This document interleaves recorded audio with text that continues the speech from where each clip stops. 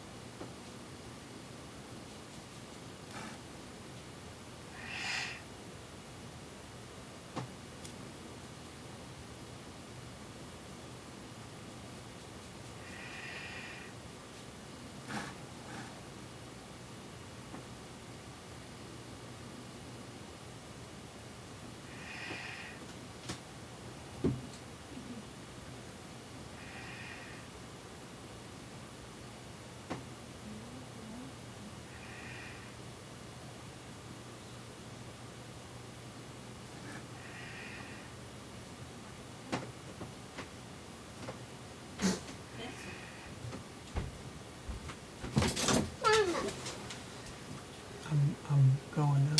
Hi.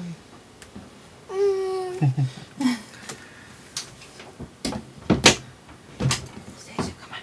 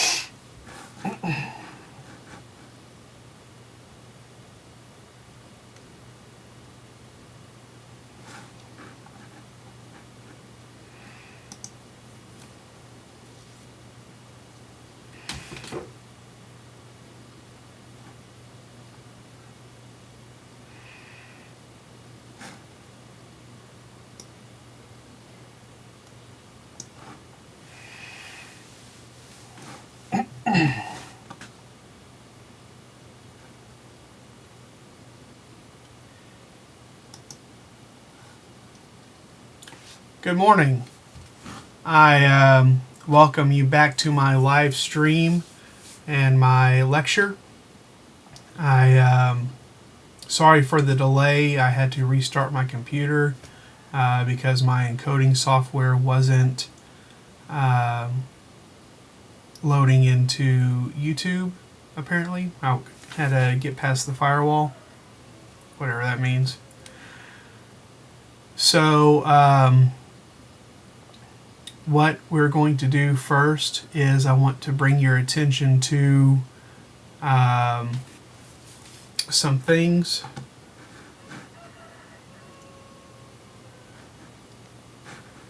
First of all, let me change views here.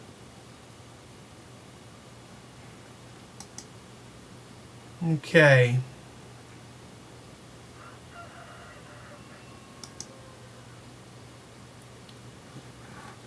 All right. I want to bring your attention to the classroom here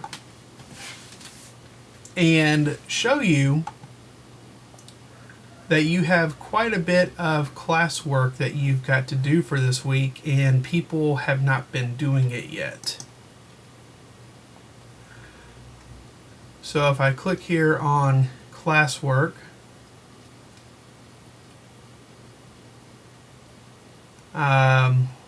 we'll see that there are quite a few assignments here that need to be done for this week. And I have next week's assignments already ready to go. So take this for example. 9 people have turned that in. 13. 10. Okay. Let's look at the midterm. The midterm is due on Saturday night. 2 people out of the 13 who I've assigned this to have done it. Now, for the junior college students, you have to do your midterm on the Blackboard website. Your midterm will not be here on my Google Classroom. You have to log in to the WCJC Blackboard, and if you haven't logged in before, there's a special process that you've got to do. I would not wait until Saturday night to try and figure out how to log into Blackboard. You need to do it now so that if you have any problems today, Thursday, or tomorrow, Friday, that you will be able to contact somebody to let you into Blackboard if you need to contact the IT department at the college. It is your responsibility as junior college students to do that. And I will not hold your hand and drag you through it. Okay? Now, before we begin the lecture, I would like to also draw your attention to something that we talked about on Tuesday, and that was a map that was available back during the time of the Civil War. This map here is actually on the Library of Congress website, which is a really, really cool website to explore. Lots of information here. This map, I believe, is from 1860, and it is the distribution of slaves in the southern states. So all the states here in the red are the states, actually Missouri is not part of that. All the states here are the slaveholding states. And we'll talk about why Missouri and Kentucky here are not part of the Confederacy in a couple chapters. But if you look at this map, you see that every single county in the South is shaded a different color, and that is to represent, let me zoom in here, the different shaded gradations are to represent percentage of slaves. You'll see that the darkest gradation is more than 75% of the whole population. So I'd like to draw your attention to Texas. You see that most people in Texas didn't even live past this line by the time that the Civil War started. But you can see here, this right here would be longest. Then you have these other areas of the South where there's hardly any slaves at all. Okay? It was these areas right here in the Appalachian Mountains where agriculture production didn't need slaves. It was too rough. You couldn't grow cotton there. Slaves would have been too expensive for these agricultural areas. And so oftentimes they just didn't even have them. And they resented the low plain Southerners who had all the prosperity, not over race. They didn't resent them over having slaves and not having slaves. They just resented them for the prosperity that they had. So, let's go ahead and switch back to in 1860. There were nearly 4 million black slaves. That's 4 million people who could not say anything about their own personal lives. They could not do what they wanted when they wanted. They couldn't go and visit anyone unless they had their master's permission. You couldn't even go to church without your master's permission. You and all of your decisions were made by somebody else.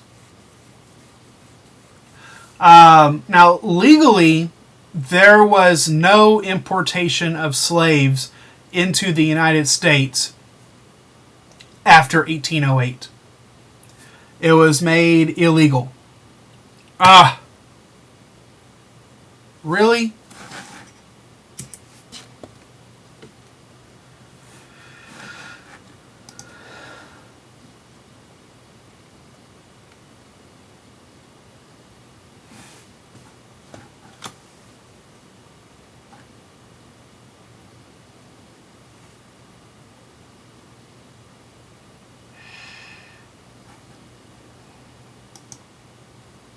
Okay. There must be a lot of people trying to use YouTube right now. But my software says that I'm still recording. So, the legal importation of slaves ended in 1808 by an order from Congress, an act of Congress. Britain abolished its slave trade in 1807, and the Royal Navy seized hundreds of slave ships and freed thousands of captives, took them back to Africa.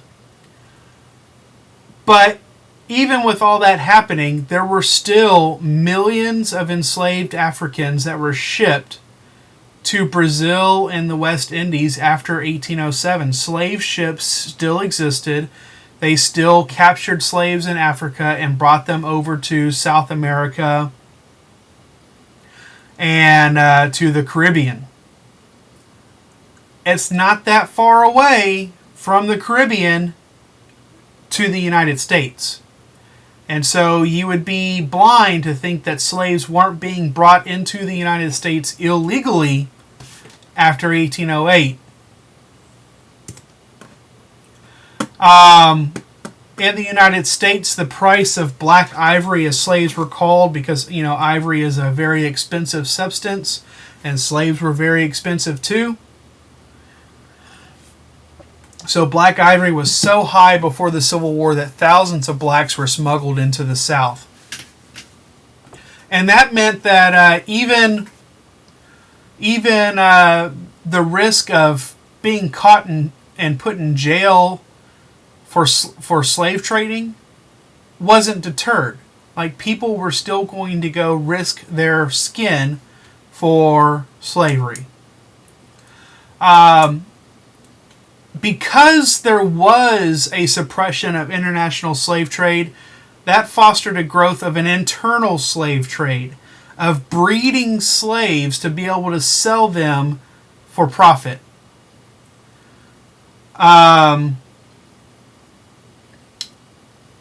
North American slavery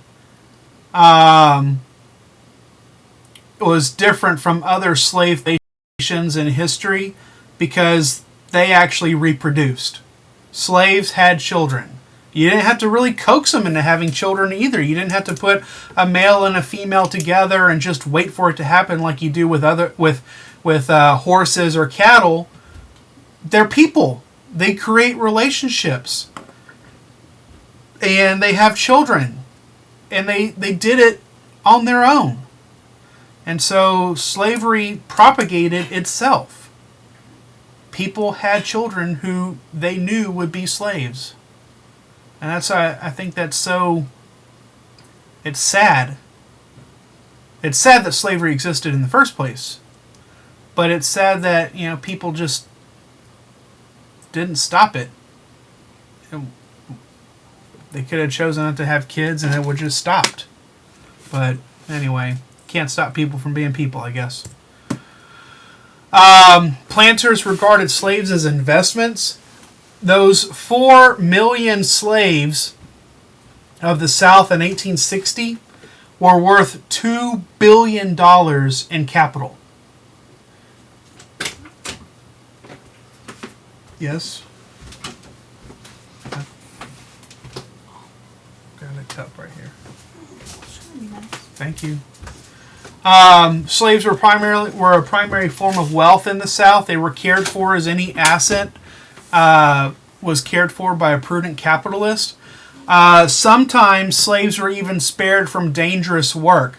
Like if you had to drain a swamp or had to blow up a rock formation to clear some land on your clear some land on your property, you didn't use your slaves to do it. You hired Irish immigrants, or you hired somebody else to take the job, so that your $1,000 or $1,200 slave wasn't harmed by an accident in that situation. Slavery was profitable. That's why it lasted so long, even though it brought down the entire economic development of the South as a whole. People did not develop industries because they were trying to grow cotton and work with slaves. Breeding of slaves was not openly encouraged, but, and that's a big but there, there were prizes. Women who gave birth to the most children on a plantation were treated with a reverence that other women didn't get. Maybe that was what would promote them to a house position, or maybe it's what would promote them to a matronly type position on the plantation. So if you had 13 or 14 babies, you just made a whole lot of profit for your master. Okay? And then there was the breeding of masters and their female slaves. Only a small part of the progeny of white plantation owners ended up being freed. Most of the other mulatto slaves, or children with slaves, remained slaves and were sold or inherited by other family members. Slaves were sold at auctions, like you would farm equipment today, like you would go to a livestock auction and buy cows and buy horses. Well, they did it with people too. And it was one of the most revolting aspects of slavery. This is where families would be separated. Sometimes the same family, you'd have a whole family of black slaves up on the auction block, and the father would go one place and the children would be bought, and you might separate the whole entire family because one person wouldn't buy the whole family. And this is one of slavery's greatest psychological horrors. It was one thing to have slavery. It was one thing to propagate it, but breaking up of families probably had the most long-term damage to African American culture in the United States. And this is one of the bases for Harriet Beecher Stowe's 1852 novel Uncle Tom's Cabin. That is featured in this section of the book. Here is a captive slave on the shore of Congo, which is an area of Africa. Once in the United States, slaves continued to be treated like commodities, and even free blacks in northern states were at risk of being enslaved for themselves. There was one particular instance, a man named Solomon Northrop. He was a musician who lived in upstate New York, and he was kidnapped by slave traders and shipped to New Orleans and sold at auction, where he spent 12 years as a slave on a Louisiana plantation. He wrote an account called 12 Years a Slave, which was a pretty popular movie that came out a couple years ago based on his story. And here's an actual sketch of Northrop in his as a slave on a plantation. Here is a leaflet or a flyer for a slave auction in 1829 for the sale of 3 of the following slaves: Hannibal, about 30 years old, an excellent house servant of good character; William, about 35 years old, a laborer; and Nancy, an excellent house servant and nurse. Underneath it, there's another slave auction billing here. Maybe you go to the slave house and you not only buy a slave, but you also get some books, you know. Maybe your wife needs some fabric and some needles, pins, and ribbons and stuff, because these are all things. These people are things, and they can be sold along with other things at an auction. So, and you can get a horse. So, great. Here's an auction. Auction that's featured in your book on page 260. The separation of a family. There's a flyer here on the wall for advertising a runaway slave. You know, be on the lookout for this runaway. So, what was life actually like for a slave? Well, it wasn't a one-size-fits-all thing. Your conditions varied greatly. Slavery as a whole meant hard work, ignorance, and oppression. You had no political rights. You had minimal protection. You couldn't accuse whites of doing harm against you. If you were you couldn't sue for legal rights. Protection laws were difficult to enforce since slaves were forbidden to testify in court or to have marriages legally recognized. So if there was a law that prevented, masters from harming their slaves, and you were abused, well, you couldn't go testify in court against your master. It was against the law. Floggings were common. That's where you take a lash and you whip somebody for disobedience. You whip your slave for disobedience. And if you had a particularly strong-willed slave, they had people who worked as breakers. People who would break a slave into submission. Beat a man until they complied. Here are some slaves working on a street in New Orleans. And this device up here is a collar that you would put on your slave with 3 bells on it, so you always heard where your slave was. And they're pronged out like this, kind of like a dog cone.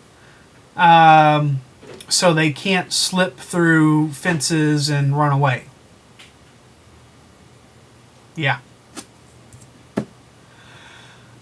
Savage beatings made sullen laborers and hurt resale values. Like, nobody wanted to beat their slaves. All right, nobody woke up in the morning and said, "You know what? I'm going to beat this slave today," because they cost too much money. All right, if you had to beat a slave, that hurt your resale value later on down the road. The regular master had too much money invested in their slaves to beat them bloody on a regular basis. So if you had a slave who was acting up, most often you would just sell him. You would sell him to somebody else. Or you would threaten to break up their family. If they had a wife and they had children on the plantation, you would threaten to sell the children or break up the family to try to get compliance out of them.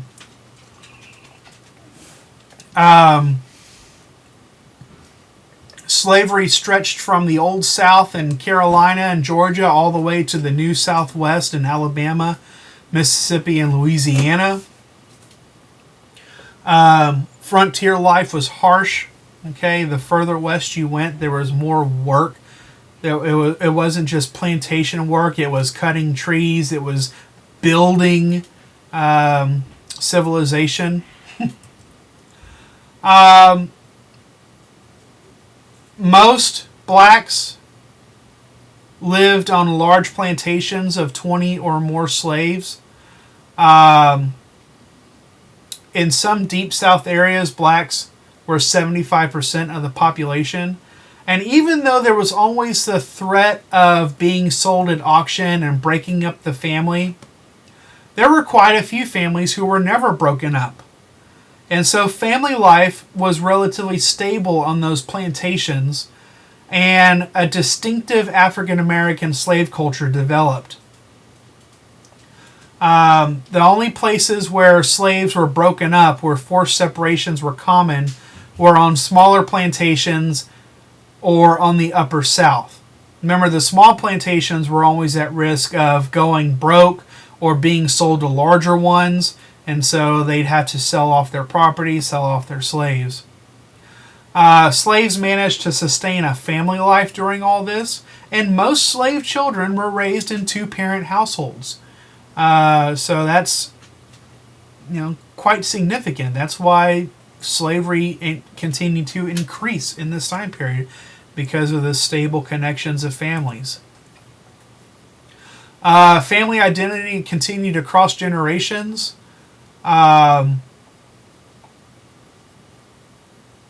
There were African roots visible in slave religions. Many Africans were Christianized during that Second Great Awakening in the 1820s and 30s, but they brought their own aspects of religion that had been passed down to them through their traditions from Africa and brought it into Christianity.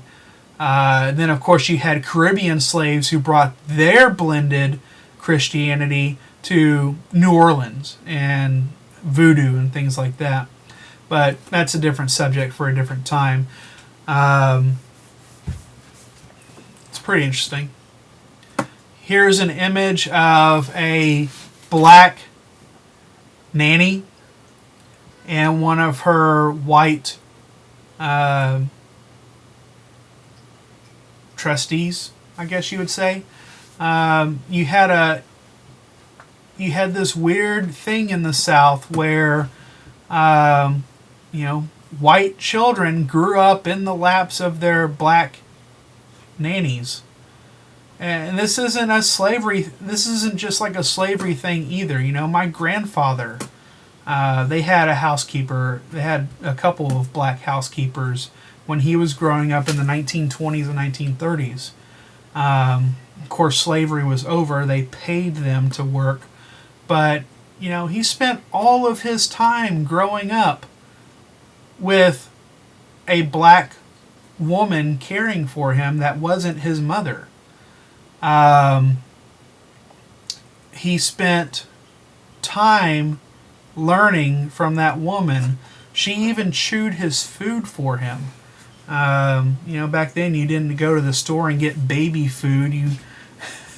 You chewed up whatever was being eaten and you gave it to the child like a baby bird, kind of. And I could never understand why. He died. He was 80. He was 87 years old when he died, and he was born in 1925. And I could never really understand why he could say some of the things he said sometimes about black people when he had that deep connection to them. He just, I don't know, a different time period, I guess. Slavery was intolerably degrading to its victims, obviously. You were denied independence. You were denied the right to make choices. You were denied an education. The people who were victim of this peculiar institution of slavery found various ways to protest it. They would slow their labor down to a bare minimum. They call that slow bucking, where you slow down to the minimum amount that you could be expected to work. They would steal things from the quote big house, steal things from the overseers, steal food out of gardens that were restricted to them, and also would sabotage expensive equipment. Throwing a piece of broomstick into a mill or something that would just take time and money to fix. So that were some of the ways that they got back at their slavery. But then those who couldn't buy their freedom always had another option of running away. You could try to make it to the north, and once you made it to the north, you might as well go a little bit further north to Canada, because as long as you stayed in the United States, you could be picked back up again. You could be captured by slave keepers.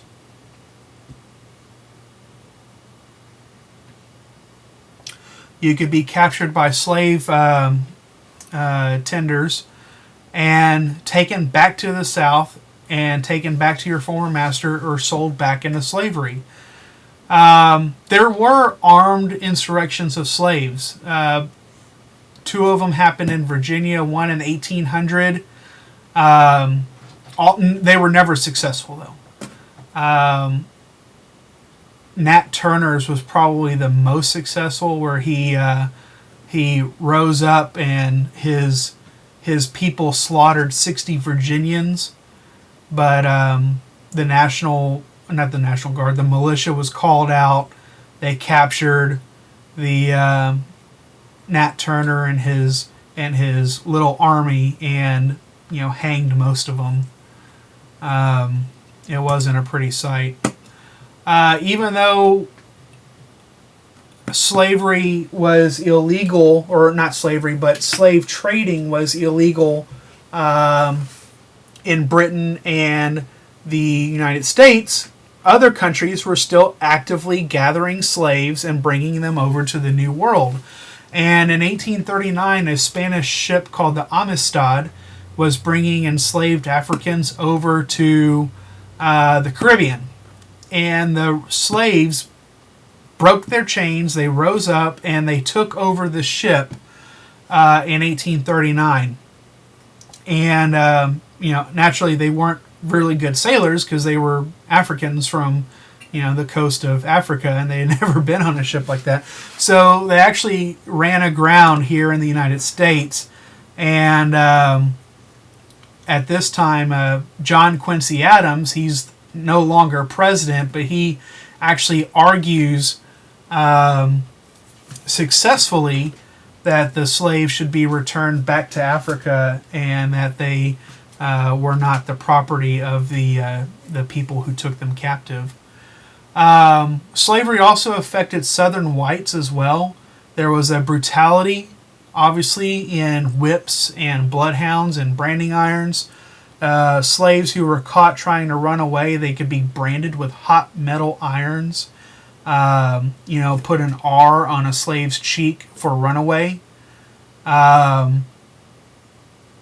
They lived in a state of people who owned slaves or lived in the South lived with this perpetual fear of a slave rebellion.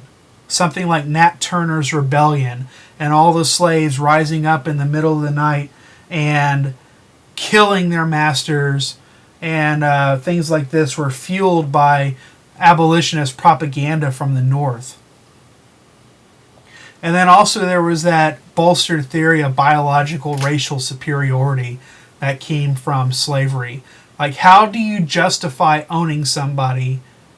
You can't with a logical argument, but if you make up racial biological ideas, then you can justify it a bit better. Or you go back to the biblical argument that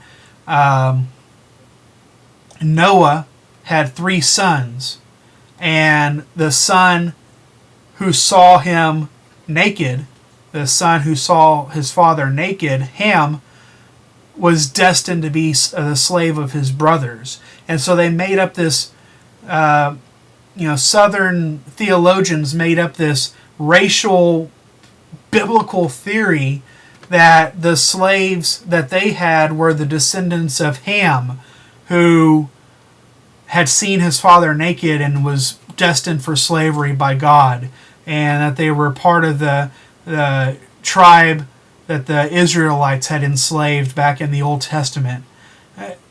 None of these things are true. They've never panned out as research, but they were used as arguments to justify owning other people. Early abolitionism was prevalent among the Quakers. Remember, the Quakers were in Pennsylvania, and they did not own slaves. They found it repugnant from the very earliest days of colonization. And there was a movement during the time of the Revolution to abolish slavery, but it never caught on all the way. In 1817, the American Colonization Society was created with the idea of transporting blacks back to Africa, not just freeing them here. You couldn't just free slaves here in America and let them be part of America. They needed to go back. That was the idea of early abolitionism. So in 1822, the country of Liberia was founded. It was established for former slaves. And the capital, Monrovia, was named after President Monroe. And over the next 4 decades, 15,000 freed slaves were transported back to Africa. And, of course, they might not have come from North Africa, or they might not have come from East Africa or wherever else. But they end up in Liberia, and that's where they are dropped off at this new country for slaves, or for freed slaves. Here is a folk art of slaves being taken from the upper South to new cotton fields in the lower South. And you can see here couples traveling together and children with their parents. But in reality, we have to remember that the forced movement of slaves often involved painful separation of family members.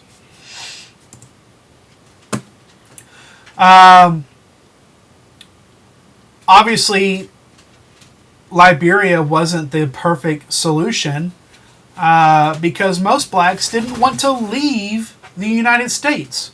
They just wanted to be freed here. Why would you want to go back to Africa when you speak English now and feel like you have some sort of connection to this land?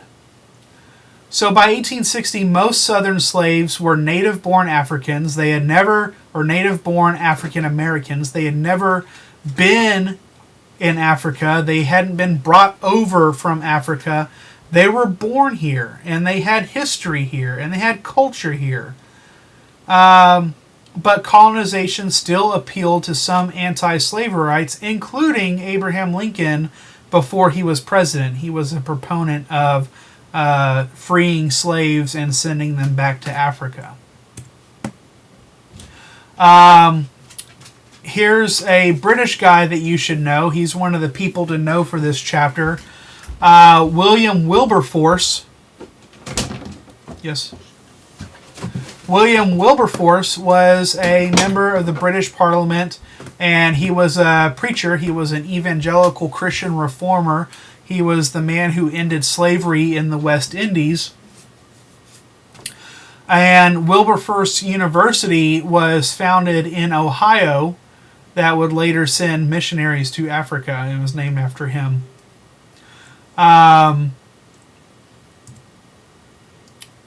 Weld, let me go back there real quick. Theodore Weld was inspired by the Second Great Awakening, and he appealed with special power to rural audience and untutored farmers.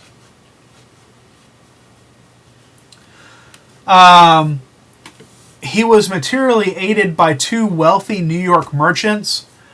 They paid his way to a theological school, and he was expelled from there with other students for organizing an 18-day debate on slavery. Him and his fellow rebels from that university who were kicked out fanned out across the Old Northwest preaching anti-slavery gospel. And his arguments were the ones who eventually ended up into Harriet Beecher Stowe's Uncle Tom's Cabin, which is significant because Uncle Tom's Cabin was the story that brought slavery into the homes of every single American. It was one of the most popular books of the early 19th century. It was a popular play, a stage production, and it brought slavery home to people who had never even seen a black person before, but they knew it existed in the South, and they got to see on paper what slavery looked like through Weld's arguments ending up into Stowe's book. Here's that area that Weld was preaching in, the Old Northwest area, which, if you remember, this was the place that was set aside as being a slave-free area by the Articles of Confederation way back in the 1780s. Here is a dog tag. All right. In Charleston, South Carolina, all blacks had to wear, all slaves had to wear one of these tags that had what kind of skill they could do, if they were a mechanic or a carpenter or a porter. And if you were a free black after 1848, even you had to wear a tag. So no African American could be anonymous in the city of Charleston, South Carolina. Free, and here's the thing. If you have to wear a tag, even if you're free, you're not free.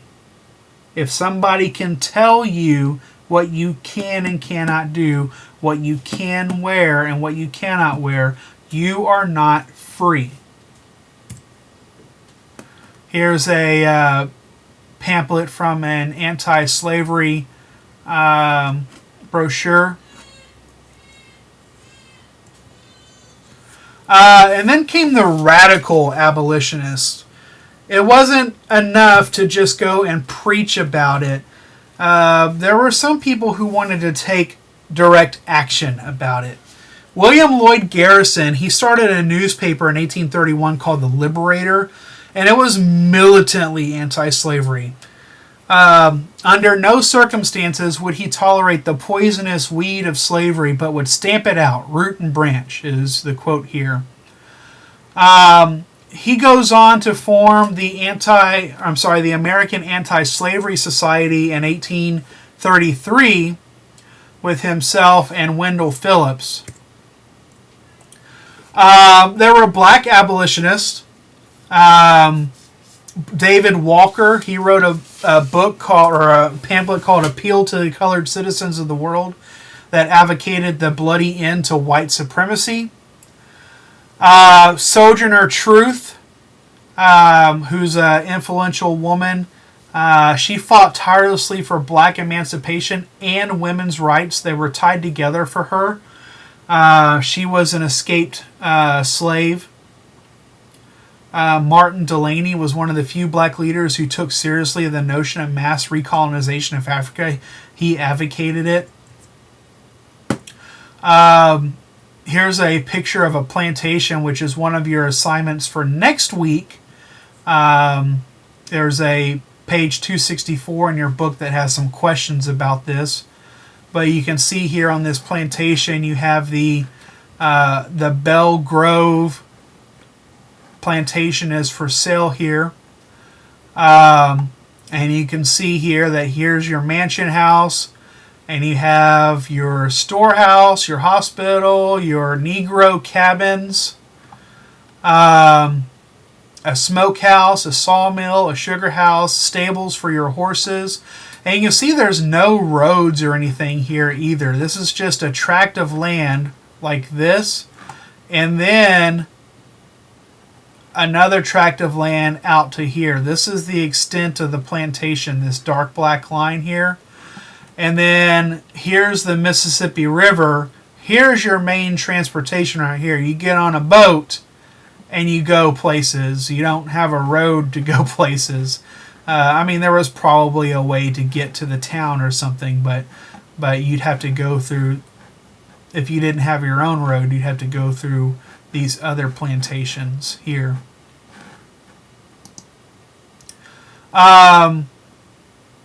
Frederick Douglass, most famous of the black abolitionists, he escaped slavery in 1838 at the age of 21. And he was discovered as having a message in 1841 by the abolitionists in Massachusetts, after he gave an impromptu speech at a meeting in Massachusetts. And he continued to lecture despite repeated punishment, being forbidden from speaking places, being threatened with being arrested wherever he went. In 1845, he wrote his book, The Narrative of the Life of Frederick Douglass. And in that book, he detailed his origins, his struggle to learn to read and write, and his eventual escape to the North. If you compare the two of the greatest radical abolitionists mentioned here, Garrison and Douglass, Garrison is stubborn, he's principled, he has more interest in his own righteousness rather than the substance of slavery himself. He wants to be on the right side of history, and he wants people to know that he's on the right side of history more than actually doing what's right and helping out slaves. He repeatedly demanded that the virtuous North should secede from the wicked South.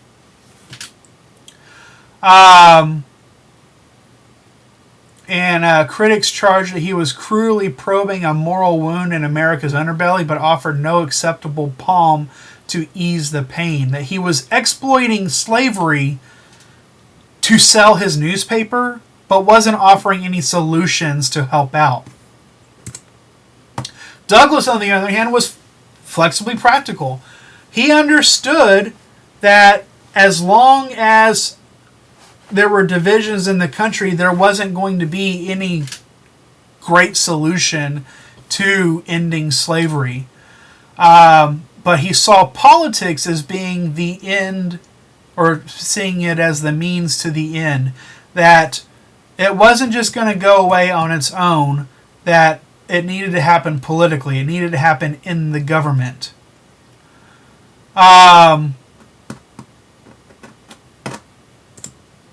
Here's a picture of Sojourner Truth, who this picture is actually from about 1870. She was quite a remarkable woman for the time period. When women weren't really allowed to speak out in the open, when they didn't have a voice in politics or anything else like that, Sojourner Truth, a former slave, a runaway slave, spoke before crowds of thousands of people. She didn't know how to read, but she could recite long passages of the Bible that she had learned by hearing. And it wasn't like she was just reciting it. She knew the word as she was condemning slavery. And she was also a spiritualist, which, if you're interested in stuff like that, the second season of Aaron Mahnke's podcast, Unobscured, talked about spiritualism and all these different players in it. And Sojourner Truth, she didn't really get her start per se as a abolitionist. She got her start as a spiritualist, talking to the spirits for people. And here's a portrait of Frederick Douglass from before the Civil War, when he was still a relatively young man. He eventually ended his career as the U.S. minister to Haiti later on. We're going to wrap this up pretty quickly here. The South lashes back. Anti-slavery sentiment existed in the South, but it wasn't prominent. In the 1820s, there were actually more anti-slavery societies south of the Mason-Dixon line, so south of the North and in the North itself. But after 1830, most Southern abolitionism was silenced. The Virginia legislature debated and defeated various emancipation proposals in 1831. This marked a turning point between militant slavery and old-time slavery. Slave states started tightening their slave codes. They banned emancipation of any kind, voluntary or compensated, where you couldn't just free your slaves. You couldn't just write in your will that these 5 slaves would be free. That was outlawed at this point in a lot of states. In 1831, Nat Turner's rebellion created hysteria throughout the South. Garrison was condemned as a terrorist for inciting blacks to rebel, even though he wasn't directly connected with the rebellion. And the state of Georgia actually offered a $5,000 reward for his arrest and conviction. We're talking about Garrison, not Nat Turner. In 1832, there was a nullification crisis that's talked about in Chapter 13 that further implanted a fear in white Southern minds about the North trying to control the Southern system. Pro-slavery whites responded by launching a massive defense of slavery as a positive good, that the master-slave relationship resembled that of a family. You have a fatherly master, and he's in control of the plantation and all the slaves. They claimed that slaves were happy with their role as servants compared to overworked northern wage slaves, people that had to work for 5 cents a day and lived in slums and crowded cities. And those pro-slavery arguments widened the chasm between South and North even more. Free speech was limited. Congress passed what was called the Gag Resolution. It was passed through by Congress, by Southerners. that required anti-slavery appeals to be tabled without debate. So you couldn't even talk about slavery in Congress. You couldn't talk about abolition in Congress. If you put a resolution forward, it was immediately tabled to another time, and it wouldn't come back to it. Southern whites resented the use of mail for abolitionist literature. In 1835, Congress ordered that Southern postmasters could destroy abolitionist material. And they called on Southern states to arrest postmasters who did not comply. So you couldn't even get Garrison's newspaper in the mail in the South because the postmaster will destroy it, and if he doesn't, he'll go to jail. That doesn't necessarily mean that abolitionism was popular in the North either. Garrisonians, people who were fans of Garrison, were unpopular in the North. They saw Garrison as opening up wounds that didn't necessarily concern them. That it was a person's right to own human cattle, to own human slaves. And they also had a heavy stake in Southern economics. It wasn't Southerners who owned the plantations. It was the Northern bankers who loaned them the money to be able to buy the plantations and to be able to buy the slaves. So all those loans had to be repaid back. And if you abolish slavery, all those loans can't be paid back. The North benefited off of slavery.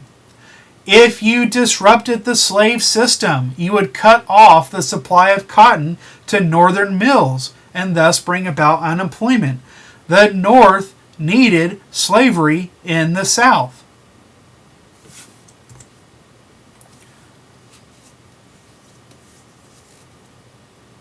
But abolitionism continues to grow.